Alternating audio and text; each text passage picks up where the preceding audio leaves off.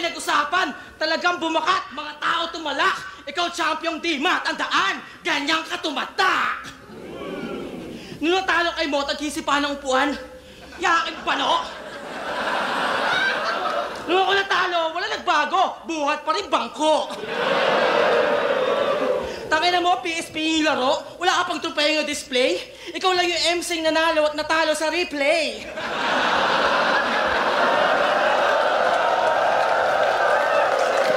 Kaya walang trono yan kahit may kampyonato. Pero merong upuan na sisipain pag matatalo. Iyak pa gago. Pumatol sa upuan ng puta. Kaya di ka MVP o season player. Bakit? Kasi bangko ka. Nung umiyak, nilapitan ni Sak, kinausap para serious. Putya ka, kung ako si Sak, bibigyan kita tissues. Igisipahan ng upuan, yun ang sabi sa issues. Eh, tanga mo, kung ako natalo doon, sisipahin ko si Pebos.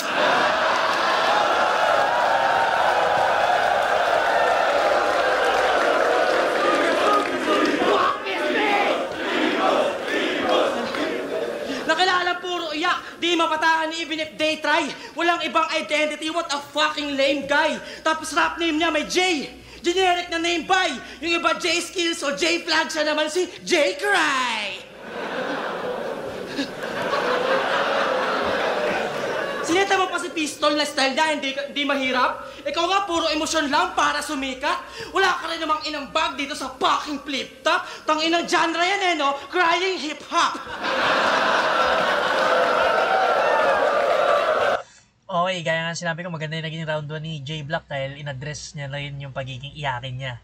Pero, naano pa rin dito ni Vitrum. Ginamit pa rin ni Vitrum. So, pinuna niya ng pinuna yung pagiging iyakin ni J Black nung laban nila ni Mot dun sa PSP, no? Dami niya rin naisip or na-construct na lines para dito sa round 1 niya about dun sa pag-iyak ni J Black.